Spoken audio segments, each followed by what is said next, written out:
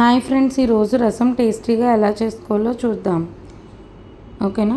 First ఒక గిన్నె తీసుకొని మీడియం సైజ్ నిమ్మకాయ అంత చింతపండుని వాటర్లో నానబెట్టేసుకొని ఉంచుకోవాలి.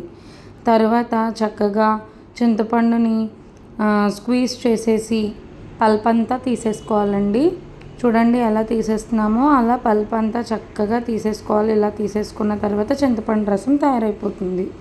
చింతపండు రసంలో ఇప్పుడు మనకి పసుపు వేసుకోవాలండి. టేస్ట్కి తగ్గట్టు సాల్ట్ యాడ్ చేసుకోవాలి. నెక్స్ట్ దీంట్లోనే రసం పౌడర్ని యాడ్ చేసుకోవాలి. ఈ రసం పౌడర్ని ఎలా తయారు చేసుకోవాలన్నది నా ఛానల్లో ఆల్రెడీ పోస్ట్ చేశాను, చూడండి. మీడియం సైజ్ టమాటాని ముక్కలు చేసుకొని ఇలా గ్రైండ్ చేసుకొని వేసుకోవాలి. దీనివల్ల పిల్లలు ఈజీగా టమాటాని తినేస్తారు.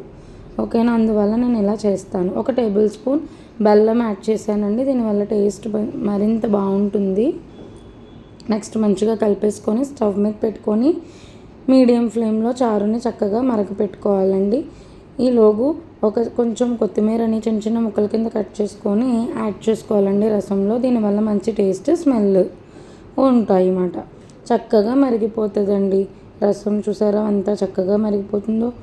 ఇలా మరిగిపోతున్న రసానికి మనం మంచి పోపు పెట్టుకుందామండి.